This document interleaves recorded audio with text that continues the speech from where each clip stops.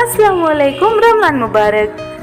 അടിപൊളി ടേസ്റ്റുള്ള സ്നാക്ക് ഉണ്ടാക്കിയെടുത്താലോ. അതിന് വേണ്ടിയിട്ട് 2 സവാള, 3 അല്ലി വെളുത്തുള്ളി, 2 പച്ചമുളക്, ഒരു ചെറിയ പീസ് ഇഞ്ചി ഇവ ചെറുതായിട്ടൊന്ന് കട്ട് ചെയ്തെടുത്തതിന് ശേഷം അതിലേക്ക് ആവശ്യത്തിന് ഉപ്പും ഒരല്പം മുളക് പൊടിയും അല്പം മാത്രം മഞ്ഞൾപ്പൊടിയും 1/2 കപ്പ് മൈദയും ചേർത്തിട്ട് ഒരല്പം പോലും വെള്ളം ചേർക്കാതെ നല്ല പോലെ ഒന്ന് കുഴച്ചെടുക്കണം. ഉള്ളിയുടെ ഒന്ന് മോഡിഫൈ ചെയ്തെടുത്തതാണ് കേട്ടോ ഈ സ്നാക്ക്. ഇതിലേക്ക് ഇനി 2 കോഴിമുട്ട അല്പം ഉപ്പ് ചേർത്തിട്ട് ഒന്നങ്ങ് ബോയിൽ ചെയ്തെടുക്കണം.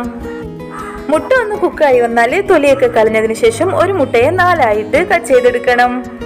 ഇതിൽ നിന്നും ഒരു മുട്ടയുടെ പീസ് എടുത്തിട്ട് നമ്മൾ നേരത്തെ റെഡിയാക്കി വെച്ച ഉള്ളിയുടെ മിക്സിയിലിട്ടിട്ട് നന്നായിട്ടൊന്ന് കവർ ചെയ്തെടുക്കണം.